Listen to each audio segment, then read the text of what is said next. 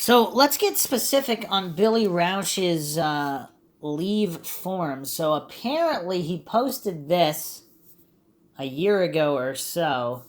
Military record request results. I received my OMPF. There are 0 DA31s in the file dating back to 2000.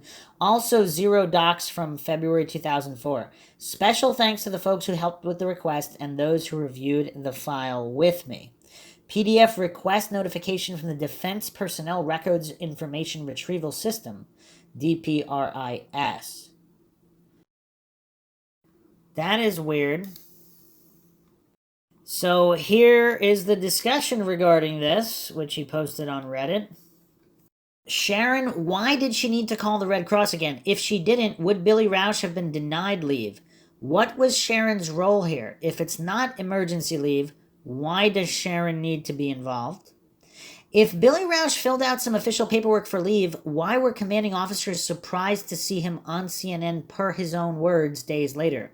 Leaving base without senior officers knowing, how does that even happen?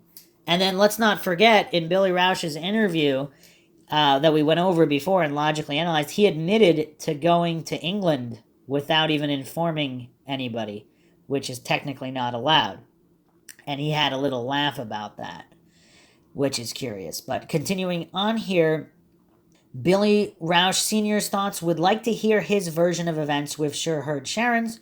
Julie claims that when her father, Fred, called her about her sister's Maura's disappearance, she was told to stay put until he went to New Hampshire to find out what was going on. Why was she told to stay put, but Billy Rausch, a long-distance boyfriend, got to Haverhill, New Hampshire the next day?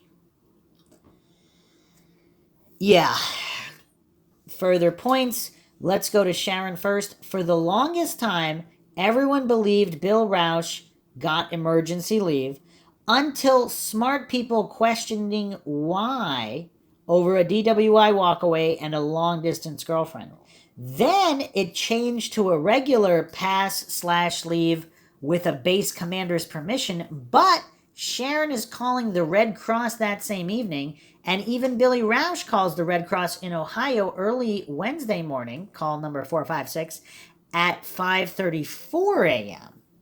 The Red Cross certainly does not get involved with regular leave for regular reasons.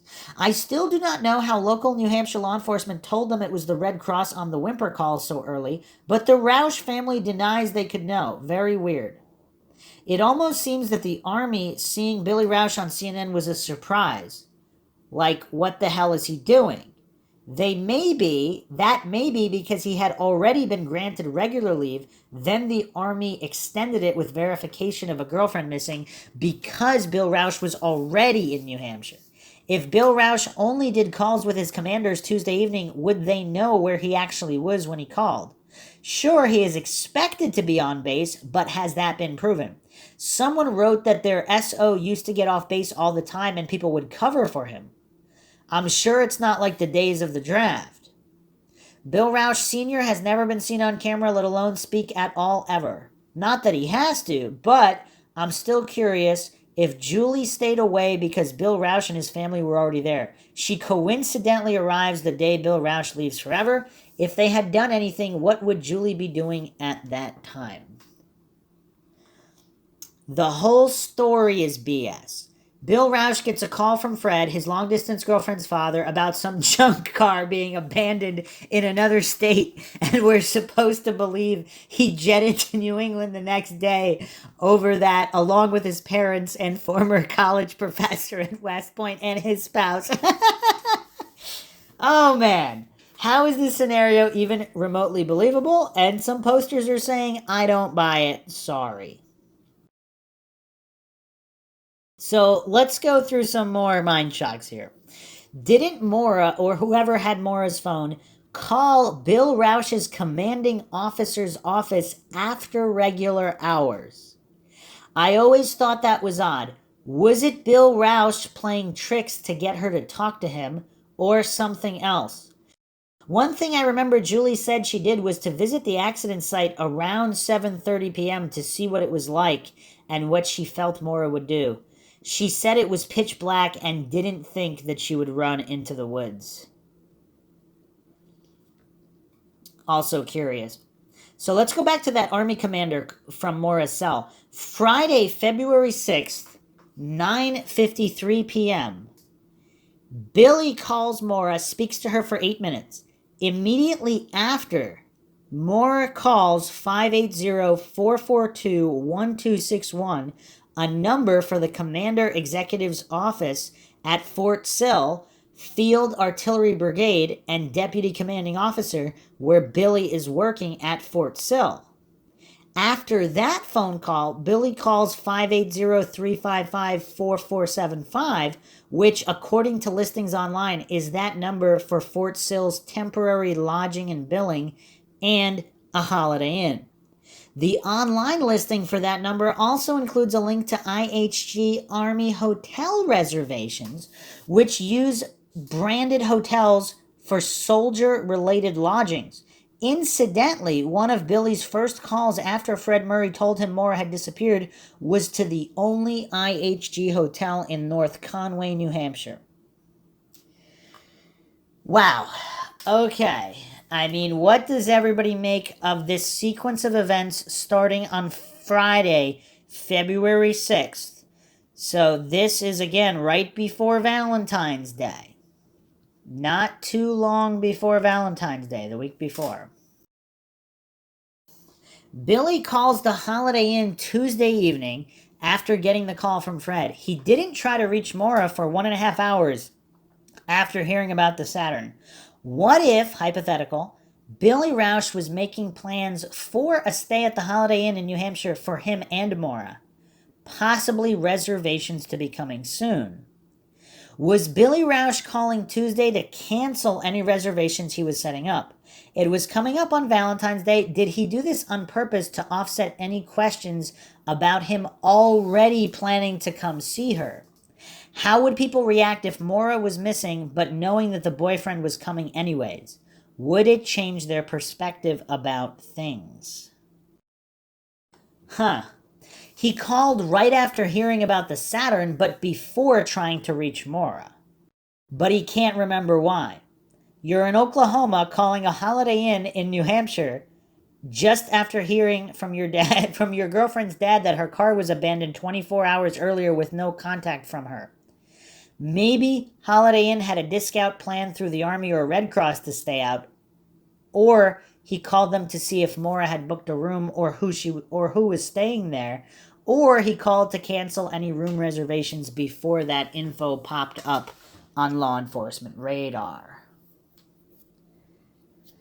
Law enforcement must have caught this when they saw the phone records. I hope they followed up on it. Billy Rausch's explanations should be discounted. He just seems to be focused on confusion and obfuscation of the real facts, and there are others helping him do this.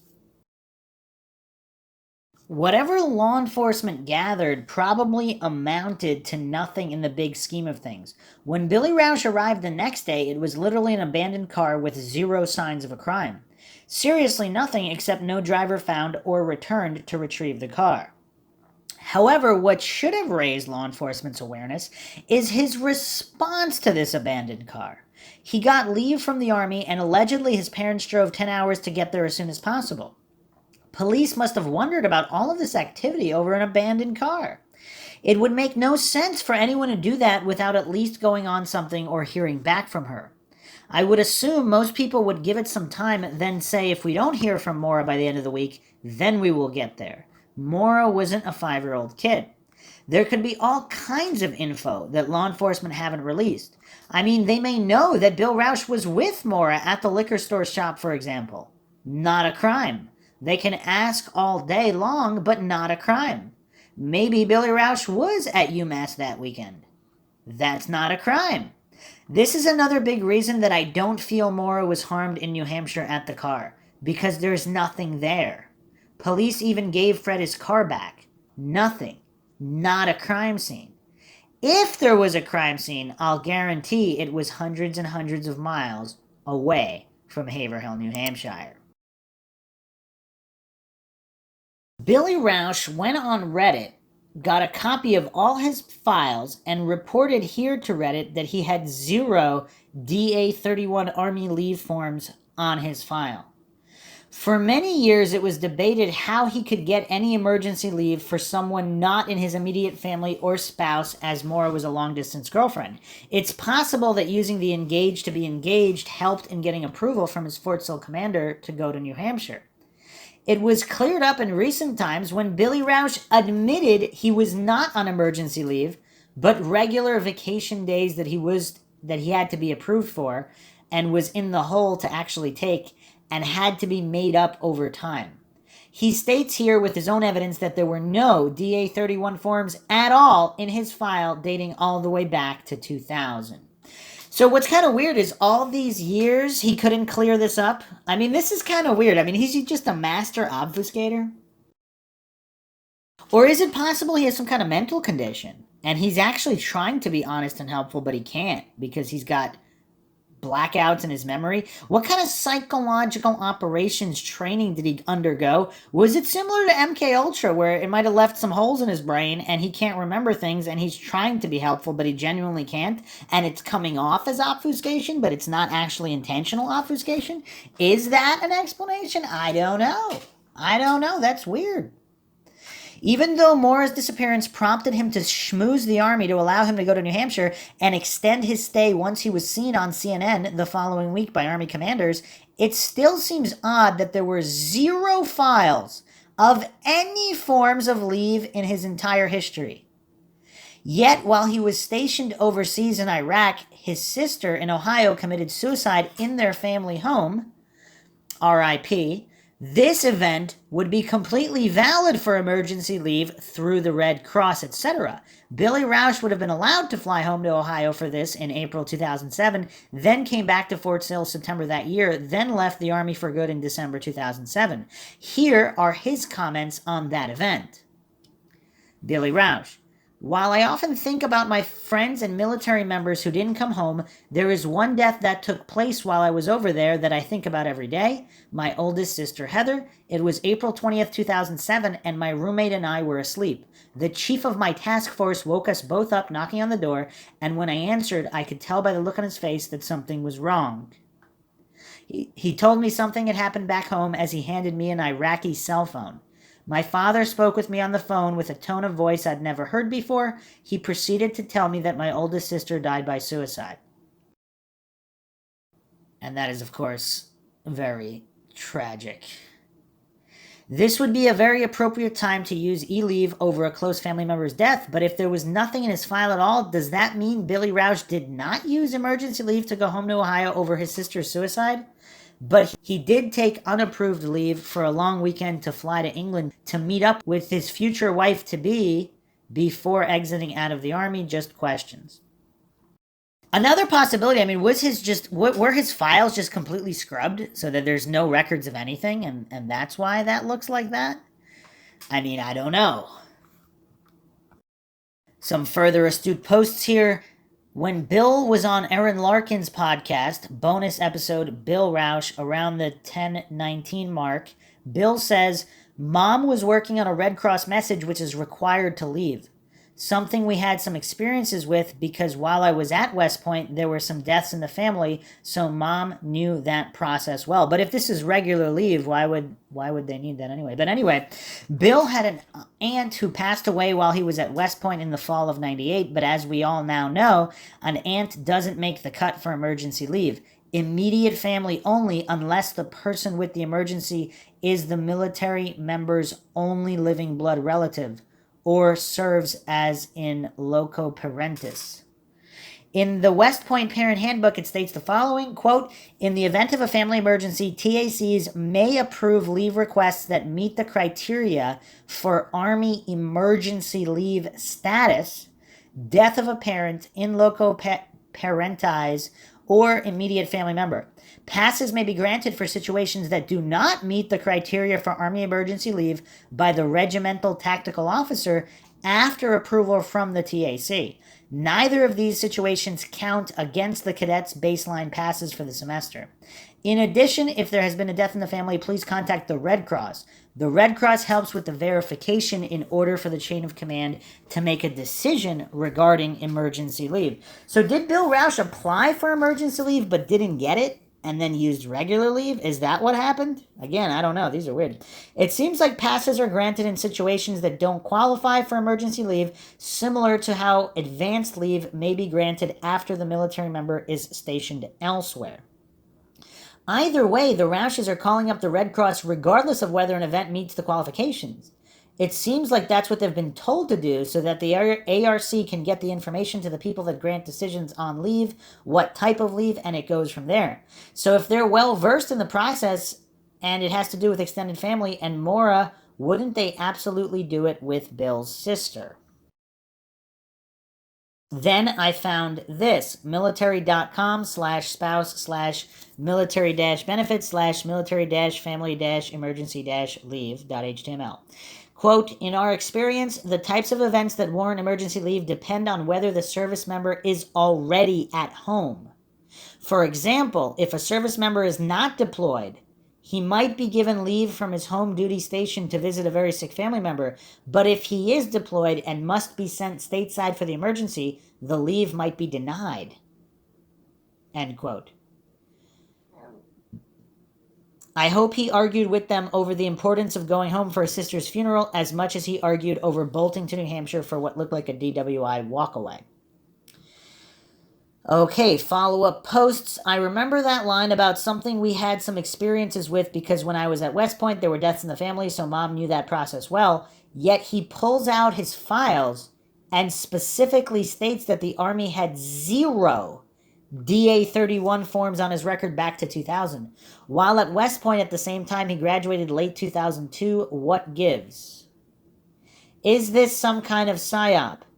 His job was literally that in the Army, psychological operations. Could the Army, in order to use his talent, have wiped all of his leave forms from view to protect his status or comings and goings? Is this a thing? Question mark. I would assume it's a thing for top secret or classified clandestine operations. It might not be a thing for some kind of baseline workers. I don't know. Further posts here. I'm just going to speculate for a minute and throw some stuff out there. I'm sure I'm taking what Bill is saying in the interview far too literally, but for the sake of discussion.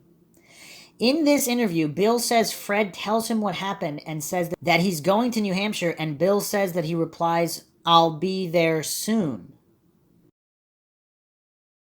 Bill could not have known that he'd actually get approved, right? He might have known that he'd argue about it, and he might have just assumed he'd get it, but to just confidently say, "I'll be there soon." And maybe that part just makes for a more interesting story, but then... Well, and yeah, he says, "I'll be there soon" because a junk car that Maura hasn't been using in a month or more was found in New Hampshire. I mean, that is kind of weird. It's not like this was even a car that Maura was using or in Maura's name and being on the insurance, which Fred said he took her off the insurance. So wouldn't it even... But again, we still haven't had anybody come up with a situation where the parents of a girlfriend or boyfriend dropped everything and got a former college professor and his spouse to drop their jobs as well and just come look for a junk car that someone wasn't even using that was found in another state. I mean, that is kind of weird. Even if it was her car that she was using, and let's say it was her in her name, she had insurance, and it was a reliable vehicle, even in that situation, do we have any examples of this occurring? Okay, but let's continue here. Bill says he hangs up the phone, immediately walks into his commander's office, but his commander is not there. Quote, "So I spoke with the first sergeant, and for the rest of the night, that was the conversation." End quote. Bill doesn't actually say that he talked to anyone in person. The one person that he makes it a point to say that he walked into their office just so happened to not be there. Later in the interview, he says, quote, "When I finally got a hold of my battery commander, I got a hold of him on the phone," end quote. When he escalates the issues, it's still on the phone by his own account. Bill says he gets online, finds a flight from OKC to Hartford for the next morning, and then books the flight. If he's remembering and reporting these events in the right order, he booked the flight before he ever had final approval to leave. I will never get over that he asked his friend to take him to the airport. Why? In this bizarro land case that's maybe the single most bizarre thing to me, and maybe it's because my mind is just broken at this point, but why ask someone else to drive you for over 1 hour one way to an airport when you have a car? It doesn't appear he's strapped for cash, so paying for gas parking isn't an issue. Where is his car? Someone is going to have to come back to the airport to pick him up. His flight was so early. That other person would have had to take him at like 4 a.m. I honestly might cover for my friend who was accused of murder before I drove them over an hour to the airport at 4 a.m. on a weekday. I mean, again, we don't know the situation. I mean, if Billy Raush is really upset and this is a really good friend of his that maybe owes him a favor, maybe Billy Raush called in that favor. I don't know. To me, that's the least strange thing about all of these oddities that are extremely strange. Like you mentioned, he did say he went back to base to sign out. I do believe he was living off base at the time with a roommate that I don't believe was on his list of people that could vouch for him, but his roommate may have been deployed. But I know from personal experience that service members are not always required to be physically present to sign out.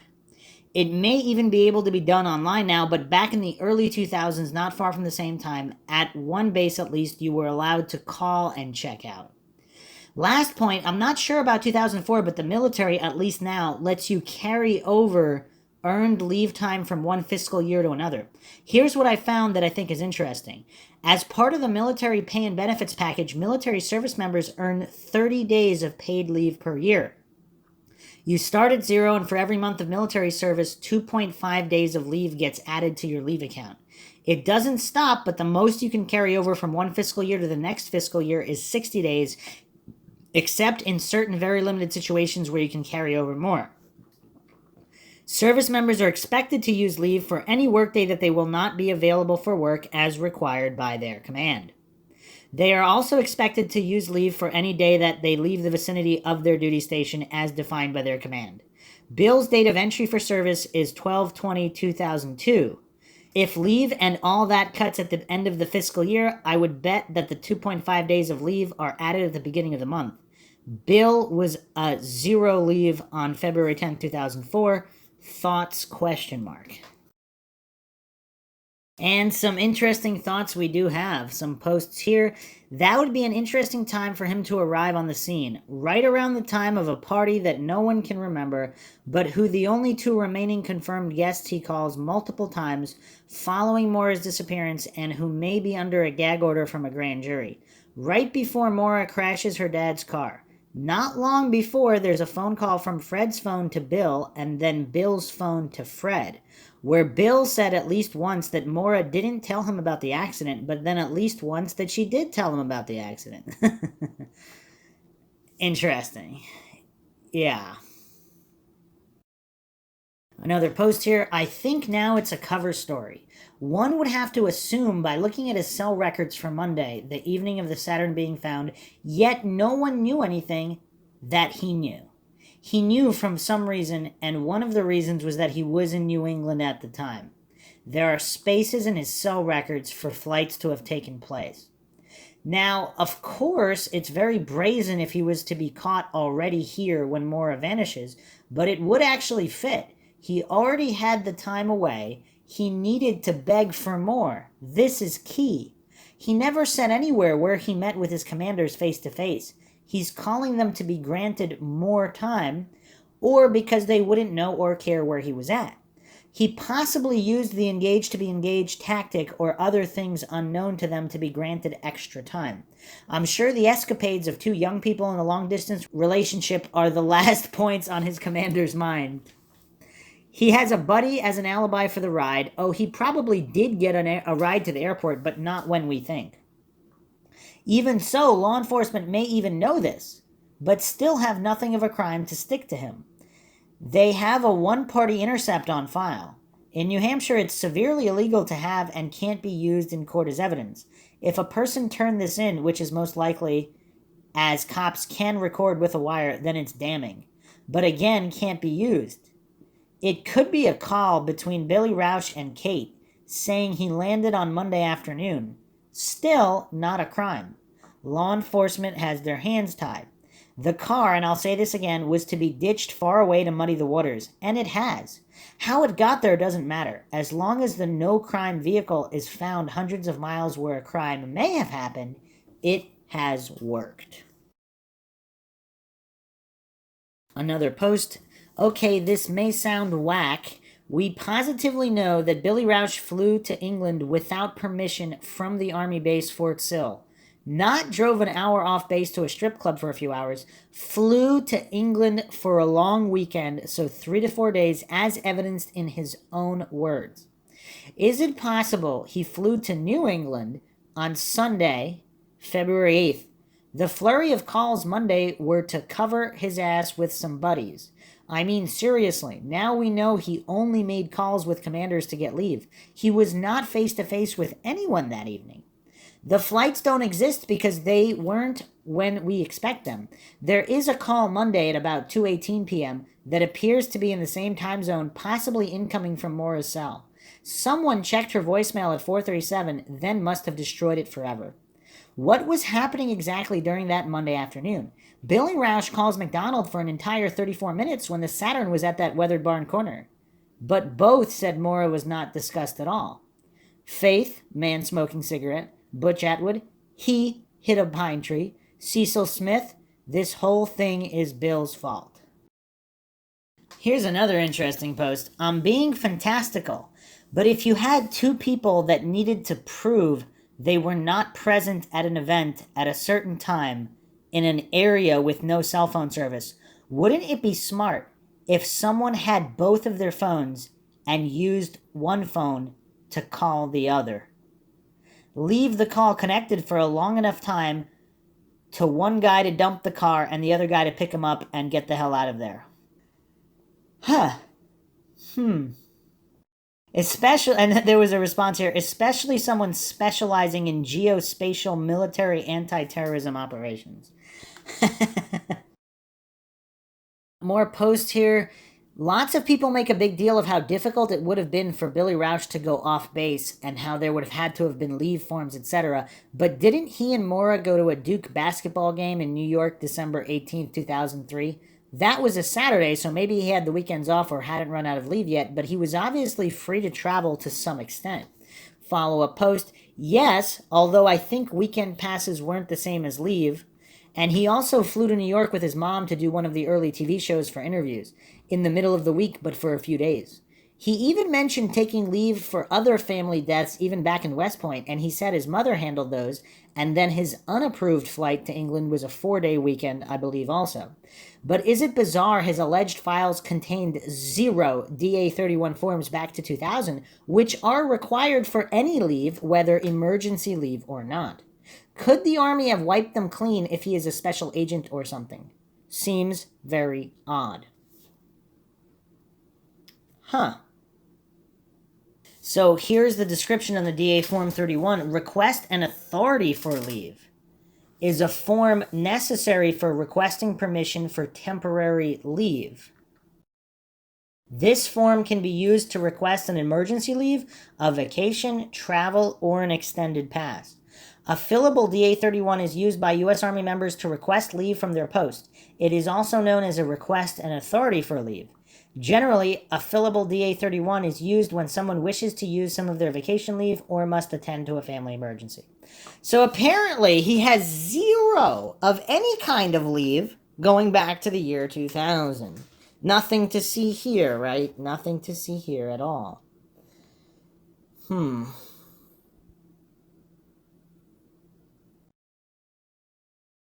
So here's the last thing we're going to go over in attempting to track Billy Raush's constantly conflicting statements. So how long was he actually in New Hampshire? So these are some of his tweets, September 25th, 2018. If you know Fred, I'm sure he told you the Army granted me emergency leave to search for Maura by his side for weeks after she disappeared. We searched together, we did interviews together, and September 12th, 2018, if someone would have told me I would be accused of murder during the 4 tireless weeks we spent searching for Maura, I would have laughed in their face. February 24th, 2019, I spoke and worked with police every day during the month The Army released me to help search for Maura in 2004. So he's saying 4 weeks in a month, 2018, 2019, but apparently it was originally just 10 days. So, New Hampshire Union Leader, February 20th, 2004. Her son must depart back for duty in Oklahoma tomorrow, she said, and other family members who have put their lives on hold must also return to their homes. Patriot Ledger, February 21st, 2004. Leave is up for Maura Murray's boyfriend, Army Lieutenant Bill Raush of Oklahoma, who is heading back to his military post. This is February 21st. Maura Murray's father, Frederick, and her brothers and sisters are still handing out flyers in Vermont and New Hampshire. Interesting. So apparently he left the 21st or 22nd heading back. So posters here. I have in my notes, Fred left around the same time, but then maybe came back. There was an article published February 27, 2004 that said, eventually life continues, bills need to be paid, and last weekend Fred Murray had to get back home. This is also when he stopped by UMass and filed his statement with them and saw Maura's dorm room. Other family checked out of the Wells River Motel around March 2nd, and we know Fred came back on weekends for a long time, but there's no other mention of Bill being there that I can find. In another comment, you mentioned the phone bill, and I was thinking the same thing, but when I pull it back up and look at it, the invoice period is from January 23rd to February 22nd. The last call it shows for February 22nd, right before the roaming section, is to a Homestead Studio Suites in Huntington, Connecticut. Did he reserve a room and then go to Huntington? Interesting, though. Bob McDonald, in April 2018, on his post on James Renner's blog, stated this: we went to UMass on my last night up there to meet with campus police and also to get me a car rental so I could drive myself home. I hated to leave. Bill stayed up there for a while longer. So I'm assuming McDonald means Thursday the 19th, as there are 2 calls to an Avis car rental on Billy Rausch's phone records for that afternoon. This begs the questions. If McDonald had to be dropped off to rent a vehicle to get back to New York, what was Bill Rausch driving? If Bill Rausch, according to McDonald, stayed up there for a while longer, how long did he stay and where? Because according to these other articles, at the time of, he was leaving the 21st or 22nd of February. But was this a manufactured narrative in play by 2018 that Billy Rausch had stayed up there for a whole month? Or was Bill Rausch some kind of MK Ultra test subject and he honestly can't remember how long he was up there? Couple more interesting posts here.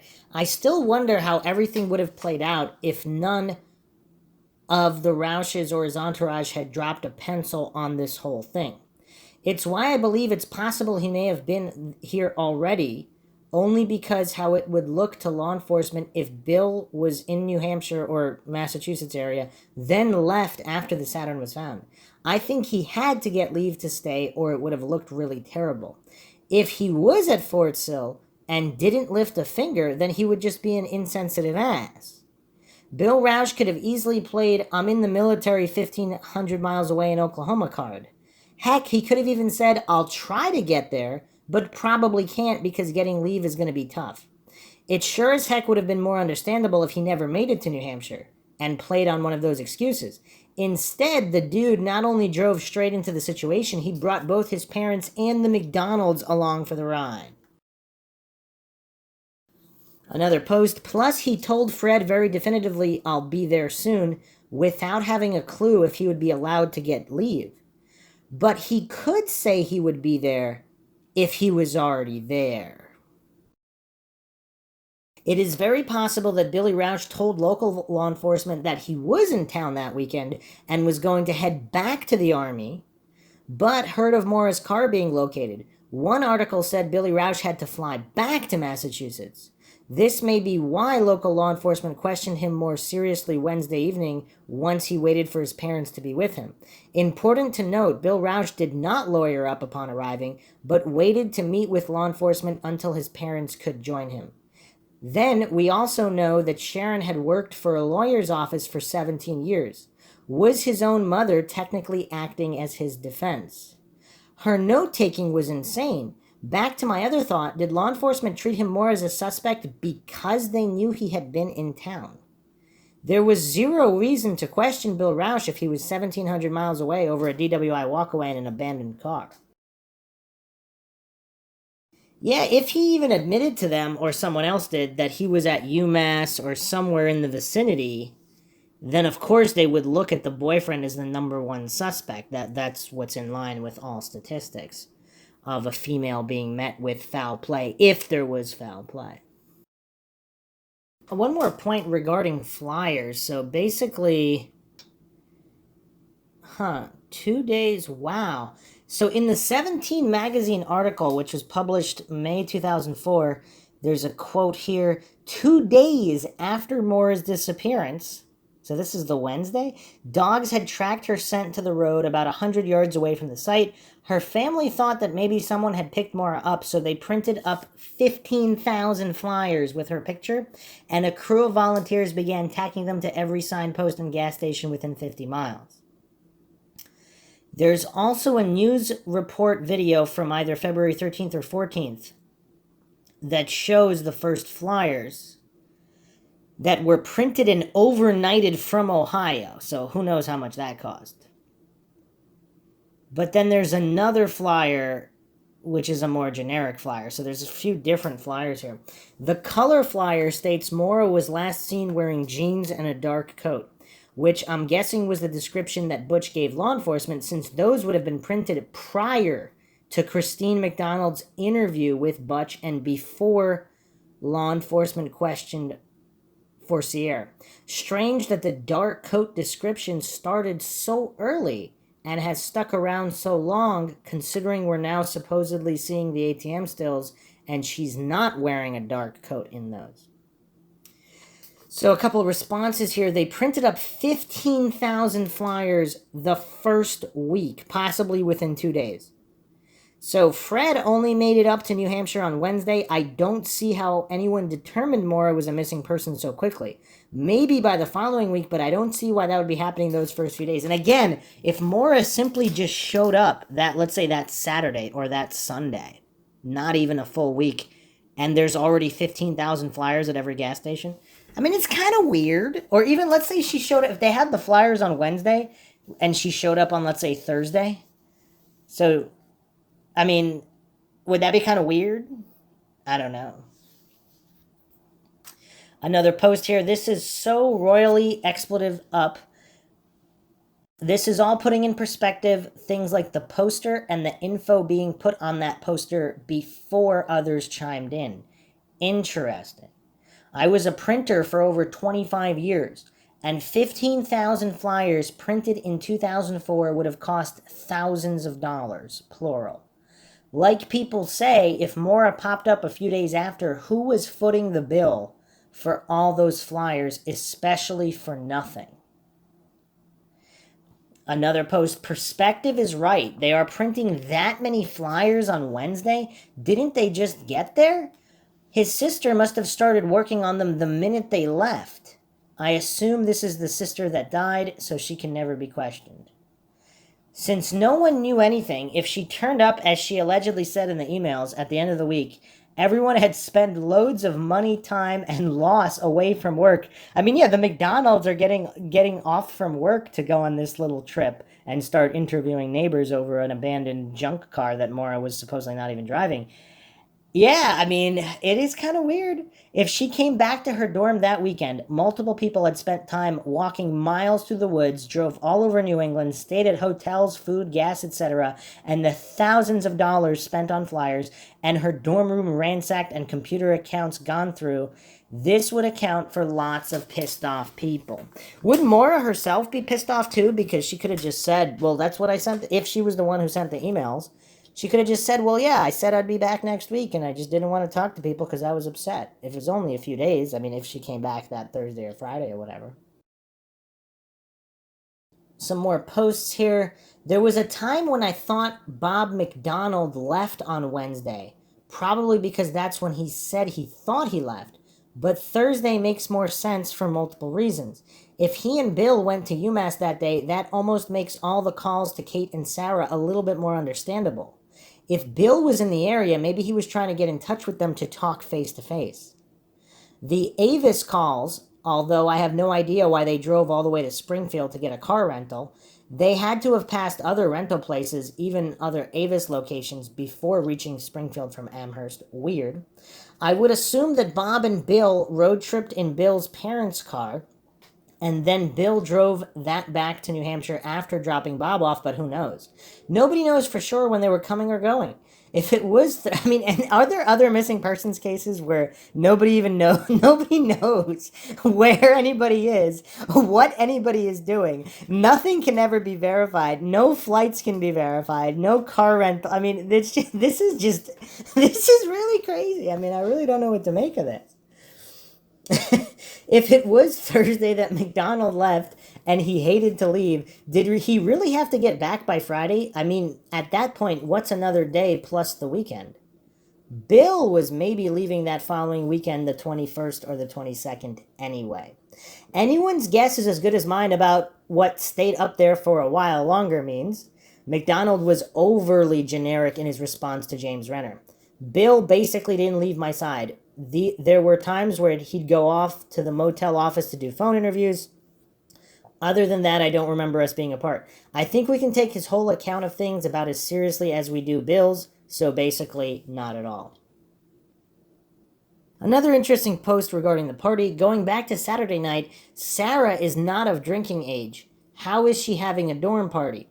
Although I'm sure plenty of underage kids have dorm parties anyway, but still, 21-year-old Maura and Kate Markopoulos with wheels on a Saturday night are not going out? ?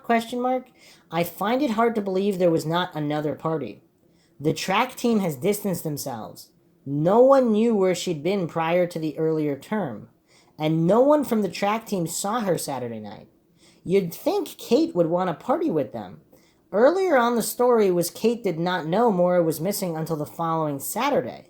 Coach Julie said, paraphrasing, to not worry about the police on the bus, just tell them the truth, okay? The truth about what? Did these police go with them on the bus to the track meet too? Odd. Wait, what?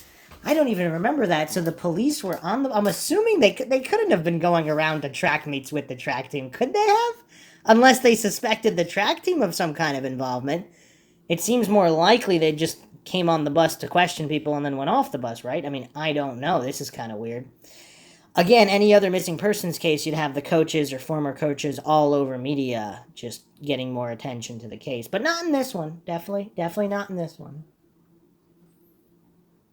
Another post, I always thought the whole story about Kate joining Maura and her dad for drinks at Amherst Brew was a little off. It's like, why would Kate want to go drinking with Maura and her dad on Saturday night when they were just going to end up partying back at UMass or off campus? Not trying to nitpick, but in the Oxygen show, Fred said that Maura bumped into Kate when they were out at dinner. In his statement to UMPD, however, he sounds pretty annoyed about having to pick up Kate. So this is from the statement. She got a call from Kate, who had just returned from a track meet. We went to a student parking lot and picked up Kate around 9 o'clock. I asked Maura to take me back to the Quality Inn. She instead had me pick up Kate, and we went back to the ABC to the upstairs. I asked to be brought back to the Quality Inn. They were going back to the dorm. I told them it was too late, but they said it doesn't get started until late.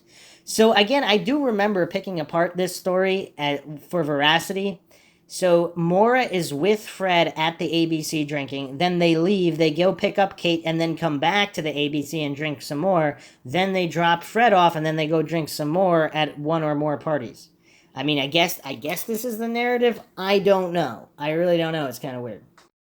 Continuing on with the comment here, I can't imagine Fred would have gotten hammered in front of Maura and one of her friends to the point where Maura would have had to drive him back to the hotel. Fred said he picked up Kate at the student lot, so I imagine he also drove her and Maura back with him to the ABC for drinks, and according to him, that was around 9 p.m. I don't get why Fred is being made to pick up Kate, and then after drinks, he's asking Maura to take him back to the hotel. Who paid for the wine at the liquor store after? I imagine Fred did, since he just said just to pick up something. Wouldn't this scenario have been much easier if Kate just waited at UMass? until Maura finished dinner with her father and then dropped her back off, and he dropped her back off on campus? I mean, yeah.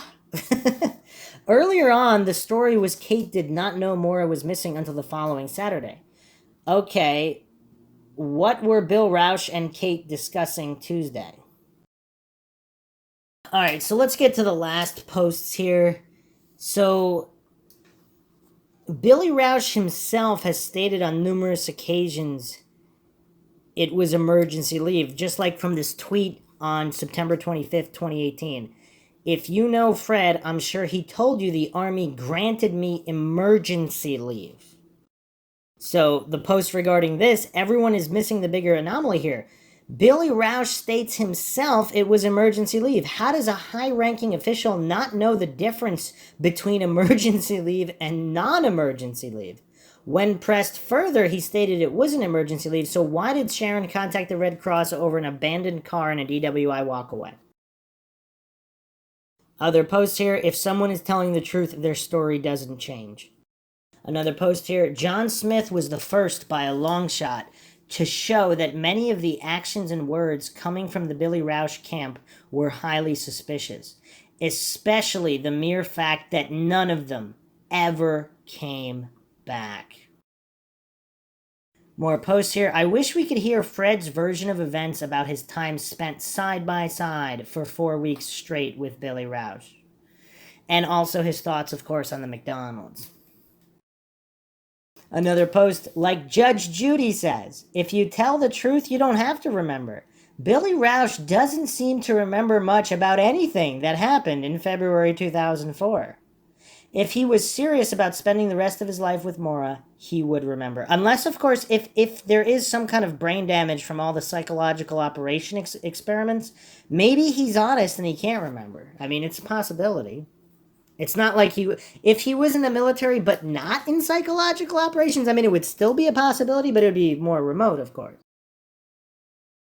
There's also another tweet from September 12th, 2020. When leave was obtained, Tuesday night. When it started, immediately or Wednesday, I'm not 100% sure. What kind it was. Emergency.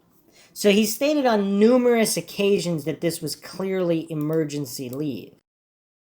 But supposedly in his file, there's no record of any kind of leave. Emergency, regular, there's no leave. There's no records of any kind of leaves at all. What does everybody make of that? I don't get it. Another poster posted this. A more important question.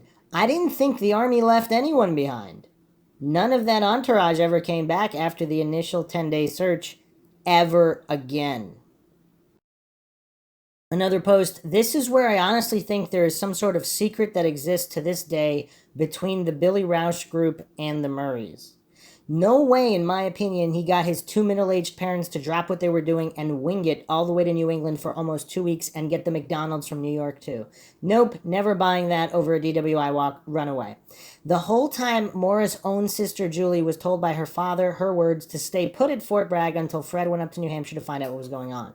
So in this scenario, we have Bill Raush, Fred, Kathleen, Tim Carpenter, Bill Raush, Sharon, Bill Raush Sr., the McDonald's in New Hampshire, while Julie gets told to stay put at Fort Bragg, and none of these people have a clue as to what happened to Maura. When Julie says someone knows something, I have to wonder who she's referring to. Few more astute posts here. I bet that is all the CO remembers too 17 years later, is that when he saw Billy Raush on TV and some kind of a leave was involved. He doesn't remember type of leave or dates, but some consider this an airtight alibi. Far from it, in my opinion. If Billy Raush only had to call one of his COs to get leave and not meet in person, I don't see why Sharon would need to get involved and call the Red Cross. Billy Raush could have been using his phone from anywhere to be calling his CO in Oklahoma, so I don't see how a call record would be considered an airtight alibi. Unless Bill Raush was off on one of his unauthorized leaves, like when he went to England, and realized he was in deep expletive and had to get his mom to help him get out of it. New Hampshire Sunday News, October 28, 2007. That explanation doesn't make sense to Mrs. Raush, who said she was working with the Red Cross on Billy's leave, and therefore any calls from the organization would have gone to her rather than to her son. I assume by working with the Red Cross that it took some effort on Sharon's part to get her son leave. I'd be interested to know just when she started working with the Red Cross. I wouldn't be surprised if she started calling the Red Cross on Sunday or Monday. And of course, we do not have the Roush's landline records. That would be curious as well. There is something definitely off about this whole Red Cross thing. Billy Raush ended up not getting emergency leave. So he would not have even have to deal with the Red Cross. He should have known too that a girlfriend or supposed soon to be fiance does not qualify for emergency leave. I kind of sense he was already on leave, which may not have been authorized, possibly harassing Maura, and when she disappeared, which left him in a bad situation, so Mom had to figure out how to get him out of it. It looks like Billy Raush may have already been around and had to stay longer in the area and begged his superiors over the phone, because if law enforcement knew he was already there, how expletive bizarre would it look if he headed back to Fort Sill once Fred called him about the Saturn on Tuesday? If true, it's no wonder law enforcement grilled him, because it would show he was around. The commanders have way bigger fish to fry than worry about anyone getting leave over their long-distance girlfriend. I'll bet none of them can remember any details about it at all. It's laughable to think they would. And yeah, there's a lot of people who think that Billy Raush had an airtight alibi. I don't know why, but it's kind of weird. Here's another whoa. What? I have not read this article. This is October 29, 2007, New Hampshire Union Leader.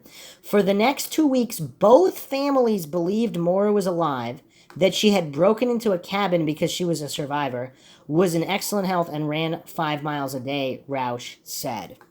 So that's what their main theory was, as reported in 2007? Yeah, I don't know what to make of that. I mean, there's so many bizarre oddities. Has anybody even nailed down Billy Raush's flights? I mean, there's no records of airplane tickets or anything. It's kind of weird. It's kind of weird. Okay, I mean, we've been going for a while now, so we do have to wrap this up soon, but just I can't help but go through a couple more posts here on the Mindshock subreddit, because there's so many astute sleuths here that are coming up with different scenarios and trying to get explanations here that are just so curious. Here's another post. I've suspected for a while now that Billy Raush might have been in New Hampshire before the later afternoon evening of Wednesday, February 11th. There was a flight that was scheduled to take off from Dallas Fort Worth, American Airlines 1258, number 1258, at 12:49 p.m. Central Time, but didn't actually go wheels up until 1:24 p.m. Central Time. Bill has been on the phone pretty regularly up until that point, and after Maura called him and supposedly left a voicemail. He tries to call her back several times, but stops at 1:24 p.m. Central. Now there's an incoming call that shows 2:24 p.m., call number 340, and maybe that throws out this whole theory, but there's another explanation for it. It's billed as a 1-minute incoming call from another PCS number. If we ignore the 2:24 p.m. call for just a minute, the next phone activity of Bill's statement is a 5:10 p.m. call to voicemail, which is the exact time that the American Airlines flight number 1258 arrives at Bradley International Airport. 1:24 p.m. Central until 5:10 Eastern is the exact flight time, wheels up to wheels down, on the dot.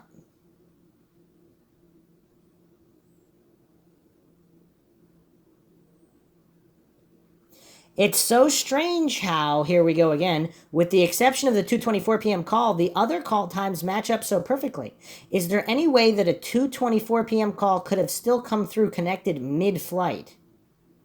Could it be a weird time zone jump where he answers the call at 1:24 p.m. Central, but because the next time a tower connects or the phone is turned on, it's EST, so the time shows weird on the statement.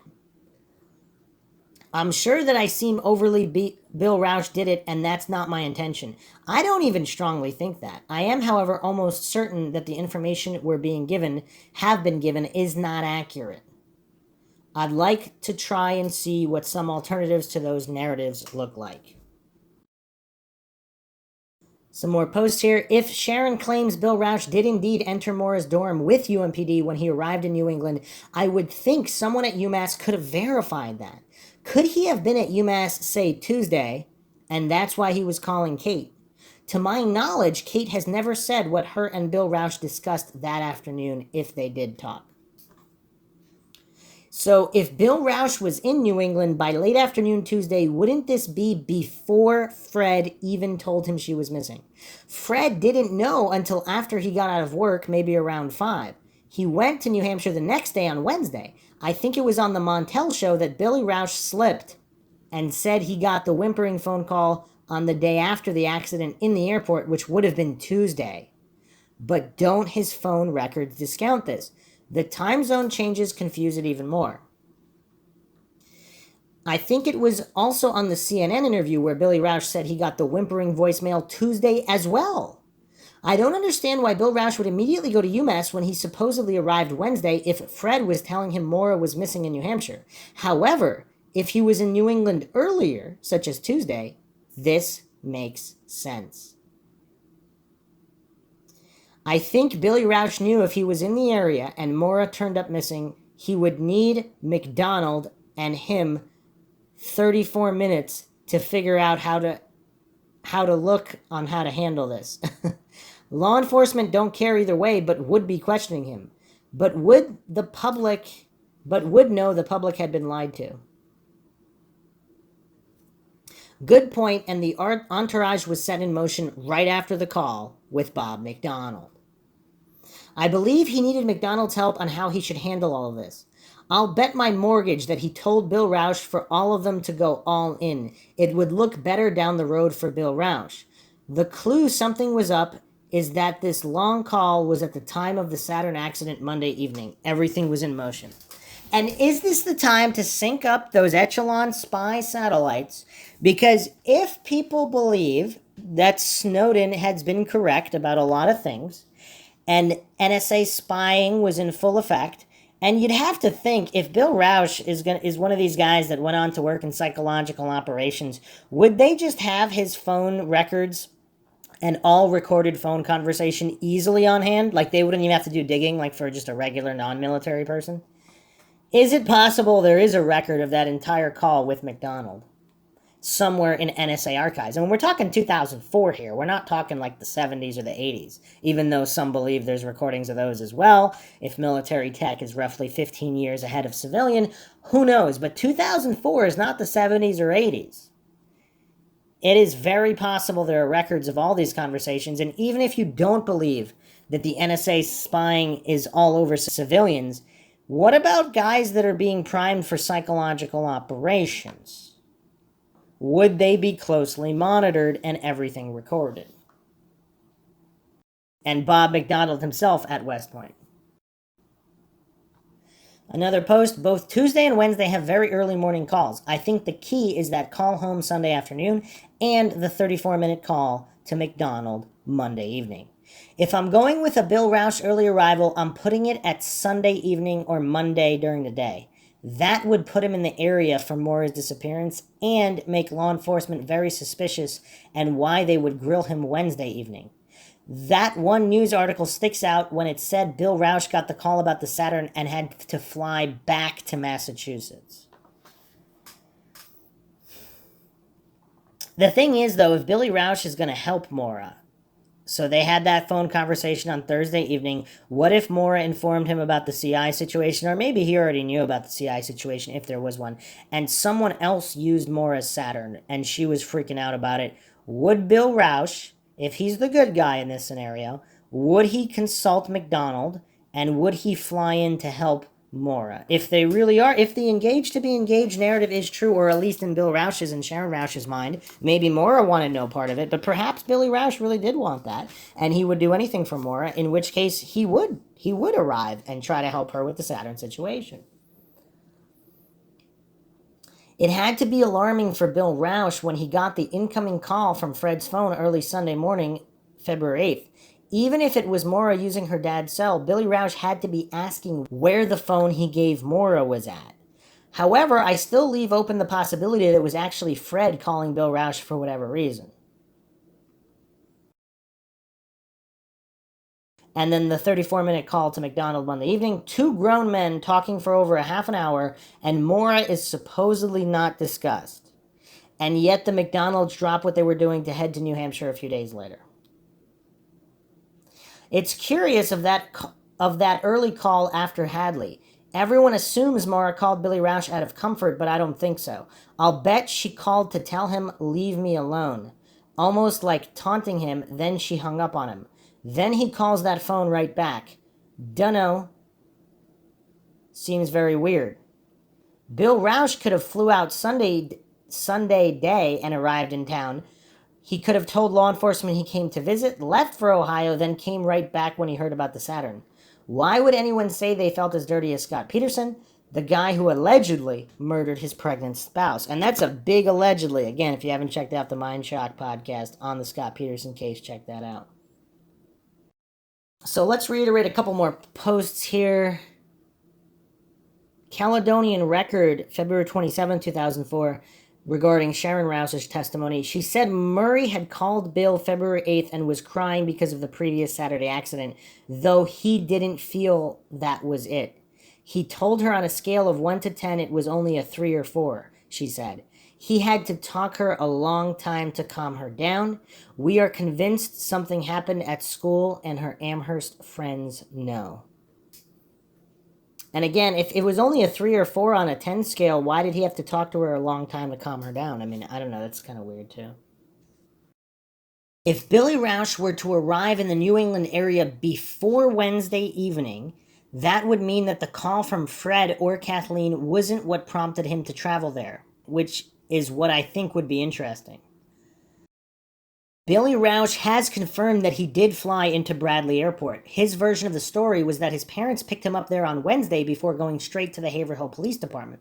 I've always kind of wondered why, if he did travel on Wednesday and his destination was the Haverhill area, he would choose to fly into Hartford instead of Burlington, Vermont. But maybe Burlington doesn't have as many incoming flights. The story about the voicemail has been all over the place. Bill Raush did call the calling card number, Denver, Colorado, back early Wednesday morning, so I guess that would line up with the whimpering voicemail, but without knowing his intent behind calling the calling card number, and the fact that law enforcement dismissed it so quickly, it's hard to say. Bradley Airport in Connecticut is the closest to UMass. Billy Raush, it seems, was headed to UMass, not New Hampshire. I think this fact is often overlooked. Other posts here, he could just come up with his tickets. He hasn't.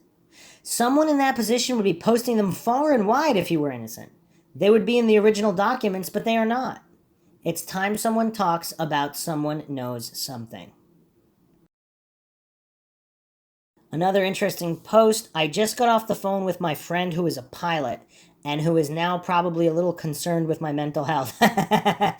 And he said that it was possible, especially in 2004, for a cell phone call to connect during a flight. He said that it's actually more likely for a call to have connected then than it would today because cell phones and cell phone services in the early 2000s were analog instead of digital, which could sometimes mean that the reception for calls was stronger than versus now. I'll try to find more information. He's not an expert and neither am I, but it seems there's definitely a possibility. I mean, you'd have to have a degree in geospatial information science to figure this out. So, a lot of curiosities and unanswered questions like usual in the Maura Murray case. So, with Bill Raush, again, is he the good guy here? Is he the good guy and is he just bad with memory? Was he trying to help Maura? And I guess if we're going down every rabbit hole, did he successfully help Maura? If Maura did run away and start a new life, how do we know Bill Raush and McDonald aren't the ones that helped her do it? And maybe they helped her do it without telling anybody. Of course, there are far more nefarious theories. Everybody always wants to focus on Bill Raush being guilty. And again, I have no clue what's true and what's not true. But he could very well be the good guy here. I've postulated that since day one. And we don't fall for logical fallacies here, so we're not going to fall for any. He could be the good guy. Hope you guys enjoyed another edition of Mindshock True Crime in the Maura Murray series. If you enjoy the podcast, you want to help support the podcast, keep awareness up in cold cases, missing persons cases, and wrongful convictions, you can donate to our PayPal. Just check the link in the description. You can also become a member right here on YouTube. And make sure you subscribe to the channel, hit that bell for notifications, like and share Twitter, Facebook, Reddit, Patreon. Patrons do get priority for case topic, logical analysis, co-podcaster requests. You can also be a guest on the podcast depending on your tier. Questions, comments, theories, thoughts, suggestions, rebuttals, debunkings of any kind, leave them in the comment section. This is Bruce McGuire signing off. Catch you guys next time.